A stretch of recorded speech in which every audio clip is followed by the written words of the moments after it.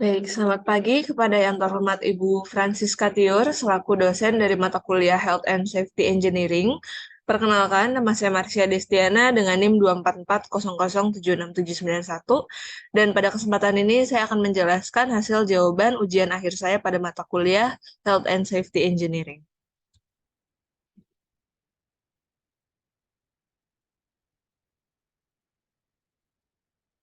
Oke, baik. Jadi pada ujian akhir ini saya memilih judul yaitu metode FMEA, HAZOP, dan FTA sebagai identifikasi risiko kecelakaan pada bengkel dan juga laboratorium. Di sini juga terdapat sumber dari artikel yang saya pilih. Oke, jadi pertama-tama di sini terdapat latar belakang yaitu K3 atau Kesehatan dan Keselamatan Kerja merupakan suatu upaya untuk mengurangi risiko kecelakaan akibat kerja. Dan penerapan K3 sangatlah penting untuk diperhatikan agar pekerja terhindar dari kecelakaan kerja yang berdampak pada tingkat produktivitas dalam bekerja. Oleh karena itu, dibutuhkan metode identifikasi bahaya yang bisa menganalisis sistem manajemen keselamatan dan juga kesehatan kerja untuk meningkatkan produktivitas dalam bekerja. Selanjutnya, bengkelas merupakan salah satu usaha non-formal yang membuat mesin-mesin pabrik dan juga penjualan besi-besi. Kecelakaan kerja yang terjadi di bengkelas umumnya seperti terkena percikan api saat proses gerinda dan juga mengelas sehingga mengakibatkan luka bakar atau iritasi pada kulit pekerja. Permasalahan serupa juga sering kali terjadi pada laboratorium dikarenakan tidak ada alat pelindung diri, alat praktikum yang tidak diletakkan pada tempatnya, instalasi di lantai, posisi kerja yang berhubungan langsung dengan bahan-bahan kimia, dan oleh karena itu, dilakukan penelitian untuk mengatasi beberapa permasalahan tersebut dengan menggunakan metode FMEA atau Failure Mode Effect and Analysis, HAZOP atau Hazard and Operability, dan juga FTA untuk Fault Tree Analysis. Oke, jadi penelitian pertama dilakukan pada Bengkelas Purnama yang terletak di Desa Kedung Pring, Gresik. Seiring dengan berjalannya waktu, usaha tersebut banyak mengalami perkembangan dan pesanan yang masuk juga mulai bertambah. Usaha tersebut selalu memprioritaskan kualitas dari produk yang telah dihasilkan, sehingga pemilik usaha memiliki acuan khusus dalam berproduksi. Salah satu hambatan yang dirasakan hingga sekarang yaitu kualitas hasil pengelasan produk kanopi yang kurang baik, sehingga menimbulkan kecacatan pada hasil produksi dan juga pengendalian kualitas yang menjadi kurang maksimal. Dampak dari timbulnya kecacatan produk mengakibatkan perusahaan mendapatkan klaim dari pelanggan sehingga harus mengganti kerugian yang dialami oleh pelanggannya. Jika permasalahan seperti itu sering terjadi, maka akan merusak reputasi perusahaan. Oleh karena itu, untuk memenuhi keinginan dari pelanggan, harus dilakukan suatu pengendalian kualitas terhadap produk yang dihasilkan. Adapun terdapat salah satu tool atau alat yang dapat membantu dalam pengendalian kualitas dan juga identifikasi faktor penyebab kecacatan produk atau proses, yaitu menggunakan metode FMEA atau Failure Mode and Effect Analysis. Selanjutnya, penelitian kedua dilakukan pada bengkel dan laboratorium di jurusan Teknik Elektro, Fakultas Teknik UNP. Berdasarkan hasil observasi yang dilakukan, ditemukan berbagai jenis unsafe action dan juga unsafe condition yang ada di masing-masing bengkel. Penanggulangan paparan hazard yang belum maksimal terlihat dari masih sering terjadinya kecelakaan kerja di jurusan Teknik Elektro FTUNP. Kecelakaan tersebut yang pernah terjadi yaitu misalkan hubungan pendek arus listrik, tertusuk kabel, tertusuk obeng, terkena solder panas, dan juga terjatuh saat praktikum. Berdasarkan hal tersebut, maka diperlukan kajian analisis keselamatan dan juga kesehatan kerja menggunakan metode HAZOP untuk menjadi bahan evaluasi. Yang terakhir yaitu penelitian ketiga dilakukan di Departemen QA dan Standarisasi dari PT PAL Indonesia. Hasil rekapitulasi menunjukkan bahwa jumlah cacat terbesar ada pada bagian hull construction atau HC, kemudian diikuti dengan hull outfitting atau HO, lalu machinery outfitting atau MO, dan juga electrical outfitting atau EO atau IO. Berdasarkan hal tersebut, maka perlu dilakukan analisis mengenai jenis-jenis cacat yang paling berpengaruh terhadap tingginya jumlah cacat di bagian HC dengan menggunakan FTA atau fault tree analysis. Selanjutnya yaitu kita masuk ke dalam penerapan Theory of Accident Causation. FMEA atau Failure Mode Effect Analysis merupakan sebuah metode yang digunakan untuk mengidentifikasi langkah yang dapat dilakukan atau mitigasi untuk mengurangi bahkan menghilangkan kemungkinan terjadinya kegagalan atau kecelakaan kerja. Selain itu, metode FMEA juga berfungsi untuk mengetahui serta mengevaluasi kemungkinan terjadinya kegagalan dari produk atau proses serta dampak dari kegagalan tersebut. Nah, aplikasi metode FMEA ini dinilai membantu dan sangat mudah digunakan untuk mengidentifikasi dan menilai penyebab kecelakaan kerja pada bengkel Purnama. Yang kedua adalah Hazard and Operability atau HAZOP. HAZOP ini merupakan teknik identifikasi potensi bahaya yang sistematis, teliti, dan juga terstruktur untuk meninjau suatu proses atau operasi pada sebuah sistem. Selain itu, metode HAZOP ini mampu digunakan untuk menentukan apakah penyimpangan dalam suatu proses dapat mendorong ke arah kejadian atau kecelakaan kerja yang tidak diinginkan.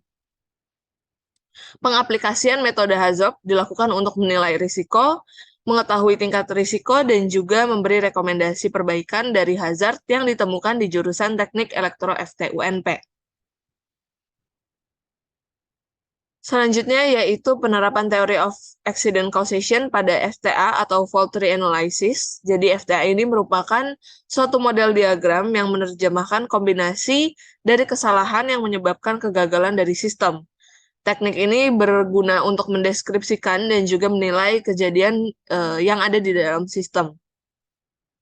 Aplikasi metode FTA dilakukan untuk menganalisa dari kegagalan sistem, mencari aspek dari sistem yang terlibat dalam kegagalan utama, dan juga menemukan penyebab terjadinya kecacatan produk pada proses produksi Departemen QA dan juga standarisasi dari PT PAL Indonesia. Oke, jadi selanjutnya saya akan membahas mengenai metode FMEA untuk kasus pertama. Nah, dalam menganalisis FMEA ini dibutuhkan kriteria-kriteria kemungkinan kejadian atau yang disebut sebagai occurrence, deteksi atau detection, dan juga tingkat kerusakan atau severity untuk menentukan risk priority numbers atau RPN dan juga risk score value atau RSV agar nantinya dapat digunakan untuk menentukan aksi dari risiko yang diprioritaskan.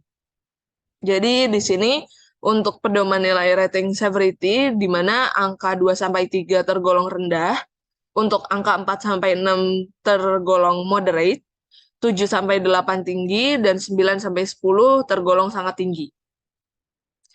Selanjutnya itu terdapat pedoman nilai rating occurrence, di mana angka 1 berarti peluangnya kecil, peluang kemungkinan kejadiannya kecil, 2-5 juga termasuk kemungkinan kecil, 6-7 kemungkinan sedang, 8-9 kemungkinan besar, dan 10 kemungkinan sangat besar.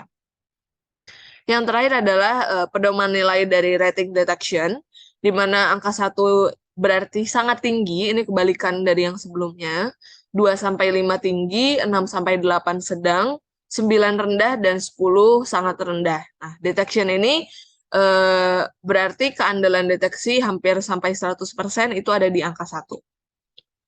Dan berikut ini adalah tabel dari hasil penelitian untuk analisis FMEA, di mana di sini ada contoh jenis cacatnya adalah pengelasan, di mana di sini terdapat berbagai macam nilai severity, dan juga failure effect, occurrence, cost, detection, metode deteksi, dan juga RPN.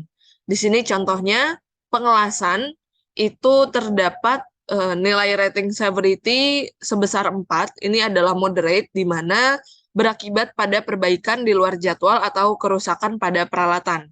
Nah, di sini failure effect-nya adalah kesalahan pengelasan, di mana terdapat nilai occurrence sejumlah 2 ini yaitu terjadi kemungkinan terjadinya kecil, Dan untuk causes atau penyebab itu ada di tempat kerja yang kotor dan juga kurang pencahayaan. Dan yang ketiga adalah detection, ini dengan nilai 2. 2 ini tergolong tinggi dengan keandalan deteksi lebih dari 99,8%, di mana untuk metode deteksinya yaitu adalah dengan pembersihan area tempat kerja setiap hari. Nah, di sini menghasilkan nilai RPN, Risk Priority Number, sebesar 16. Oke, mungkin saya akan memberikan salah satu contoh lagi. Di sini misalkan untuk severity terdapat pada nilai 8 atau tergolong tinggi dengan failure effect keretakan sambungan pengelasan dengan nilai occurrence 3 yang berarti kemungkinan terjadinya kecil dan juga causesnya adalah spek mesin yang kurang bagus. Dan untuk nilai detection yaitu sejumlah 7 atau sedang, di mana keandalan deteksinya sekitar 98% dengan mengendalikan waktu operasi mesin dan juga menghasilkan nilai RPN sebesar 168. Selanjutnya adalah pada proses pengecatan, di sini terdapat contohnya adalah 5, yaitu nilai severity 5, di mana ini tergolong moderate atau berakibat pada penjadwalan atau kerusakan peralatan. Di sini adalah kesalahan pengecatan dengan nilai occurrence sejumlah 4, detection sejumlah 3, dan juga RPN sejumlah 60. Oke, selanjutnya di sini yaitu merupakan summary atau rangkuman dari hasil FMEA yang telah dilakukan. Di sini terdapat jenis cacat, yaitu pengelasan, di mana akar permasalahannya adalah kurangnya maintenance dan komponen usang, kualitas bahan rendah, prosedur bekerja tidak jelas. Nah, di sini terdapat berbagai macam nilai hasil RPN-nya, di mana untuk yang pertama adalah 648, 432, dan juga 280 untuk yang ketiga. Selanjutnya ada pengecatan, di mana akar permasalahannya terdapat pada kualitas cat rendah, tidak ada maintenance mesin, dan juga settingan mesin yang kurang bagus. Selanjutnya kita dapat menentukan ranking atau tingkat keparahan dari nilai 1 sampai dengan 3. Di sini ranking satunya adalah kurangnya maintenance, dan yang terakhir adalah prosedur bekerja tidak jelas untuk jenis kecacatan pada pengelasan.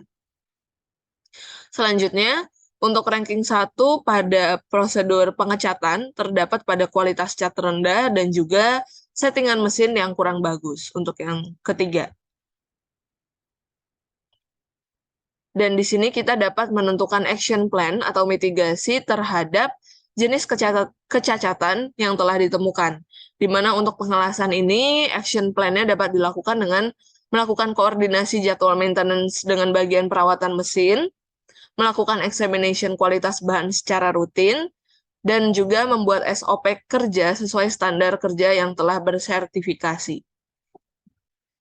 Dan untuk yang kedua, yaitu untuk pengecatan, dapat dilakukan action plan berupa melakukan inspection secara rutin dan komplain ke supplier jika ditemukan cat yang tidak sesuai dengan kualitas yang dijanjikan, peninjauan ulang kegiatan maintenance, dan juga mengontrol tinggi rendahnya tegangan alat pengecatan agar sesuai dengan kebutuhan yang diinginkan.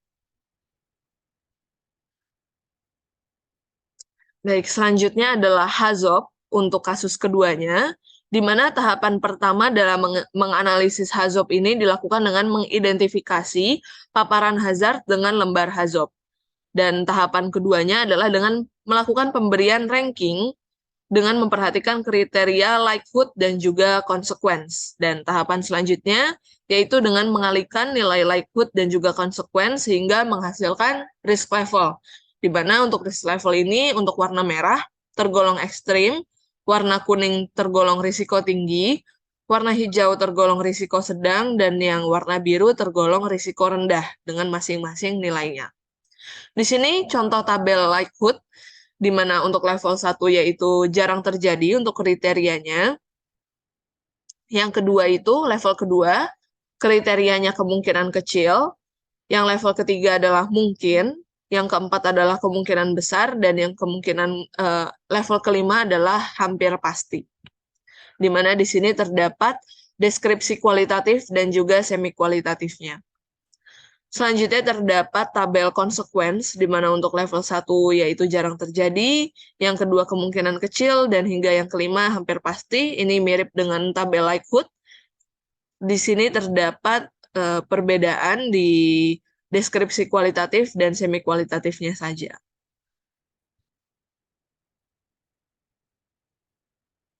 Baik, berikut ini adalah hasil data HAZOP di bengkel dasar instalasi listrik, di mana di sini pada yang pertama, tidak menggunakan APD atau safety gloves, safety helmet, pelindung mata, dan juga masker, sehingga dapat menghasilkan risiko berupa terluka saat menggunakan peralatan tangan, gangguan pernafasan, luka bakar akibat solder panas, tergores plat seng, dan juga terhirup debu hasil bor, di mana pada tingkat risikonya ini tergolong ekstrim, dilambangkan dengan warna merah. Selanjutnya adalah pencahayaan yang buruk, dapat menimbulkan kelelahan pada mata dengan tingkat risiko sedang. Kebisingan pada alat pemotong plat, ini menghasilkan risiko gangguan pendengaran karena kebisingan dengan tingkat risiko tinggi. Selanjutnya adalah mesin pelipat plat, di mana risikonya adalah terjepit dengan tingkat risiko sedang.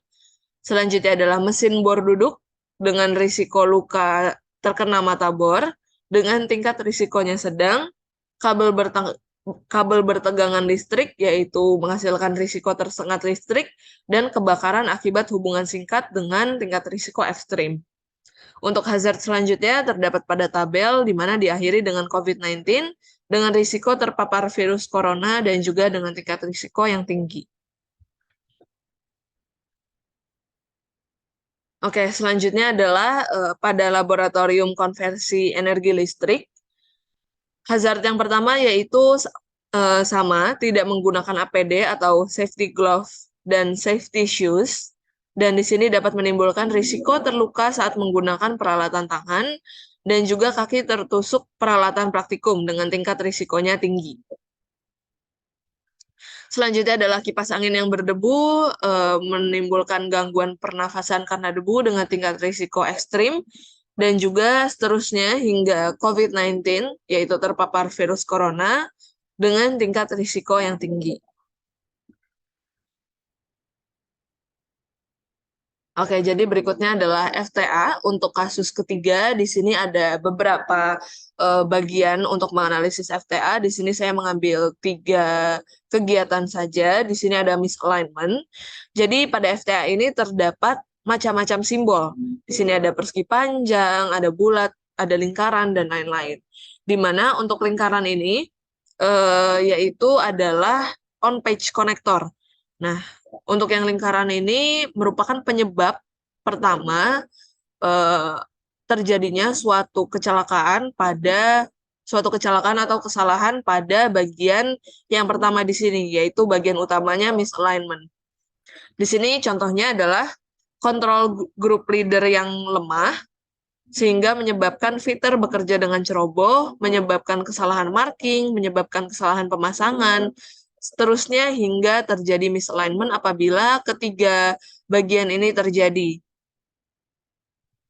Dan di sini contohnya ada overload, di mana ini mengakibatkan welder tidak konsentrasi. Di sini juga ada penandaan daerah las tidak jelas. Apabila kedua bagian ini terjadi, maka akan dapat menyebabkan kesalahan pengelasan oleh welder, sehingga terjadi deformasi akibat pengelasan dan juga terjadi misalignment. Yang ini juga sama, control group leader yang lemah, sehingga menyebabkan feeder bekerja dengan ceroboh, seterusnya hingga terjadi misalignment. Hal serupa juga terjadi pada kesalahan atau kecelakaan kerja yang kedua, yaitu missing bracket. Yang pertama itu terjadi karena overload, sehingga menjadikan feeder tidak konsentrasi. Dan di sini ada juga human error lainnya, feeder tidak membaca gambar, dan seterusnya hingga menyebabkan kesalahan feeder sehingga terjadi missing bracket.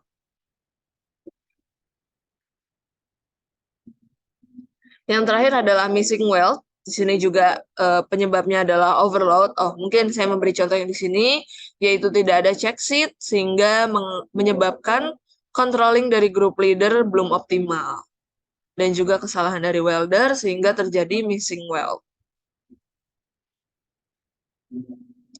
Selanjutnya adalah hubungan dari TQM terhadap kecelakaan kerja. Di sini TQM terdapat 8 komponen, namun di sini saya memilih 3 hal yang berkaitan dengan hasil penelitian ini. Yang pertama ada dari communication. Regulasi dan SOP pada perusahaan perlu dikomunikasikan dengan baik kepada semua karyawan yang bersangkutan. Apabila SOP dapat dikomunikasikan dan dilaksanakan dengan baik, maka kecelakaan kerja akan dapat diminimalkan. Nah, communication ini saya kaitkan dengan FTA. Nah, di mana FTA ini kebanyakan terjadi karena kesalahan dari pekerja dan juga dari SOP perusahaan, di mana apabila welder ini membaca gambar, welder ini bisa berkonsentrasi, maka tidak akan terjadi adanya missed weld. Oleh karena itu, perusahaan sebaiknya menerapkan communication atau meningkatkan communication yang lebih baik antara pekerja dan juga perusahaannya. Selanjutnya adalah continual improvement. Perusahaan melakukan peningkatan yang berkesinambungan untuk melakukan analisis dan menciptakan cara-cara yang lebih aman pada karyawan dalam melaksanakan suatu kegiatan. Ini hubungannya saya kaitkan dengan metode FMEA, kasus yang pertama, di mana perusahaan dapat melakukan peningkatan, misalkan sebelumnya pekerja menggunakan APD yang sekiranya belum memenuhi standar, seperti sarung tangan yang masih tipis, itu perusahaan dapat melakukan pengembangan berupa peningkatan kualitas dari sarung tangan tersebut sehingga pekerja dapat melakukan tugasnya dengan aman. Atau mungkin dapat dilakukan dengan saat pekerja melakukan pengangkatan beban dalam melakukan perakitan. Ini juga dapat dilakukan pengembangan oleh perusahaan di mana pekerja dapat menggunakan alat bantu dan tidak dilakukan dengan tangan kosong apabila ingin melakukan suatu pengangkatan beban yang berat. Selanjutnya yang terakhir adalah integrated system, di mana perusahaan menerapkan sistem keamanan kerja yang terintegrasi dengan baik agar segala kegiatan yang dilakukan oleh karyawan dapat berjalan secara teratur. Nah, di sini juga dapat diterapkan kepada ketiganya. Apabila suatu perusahaan memiliki sistem integrasi yang baik, maka kecelakaan kerja dapat diminimalkan karena perusahaan memiliki SOP dan juga kriteria pekerjaan yang jelas.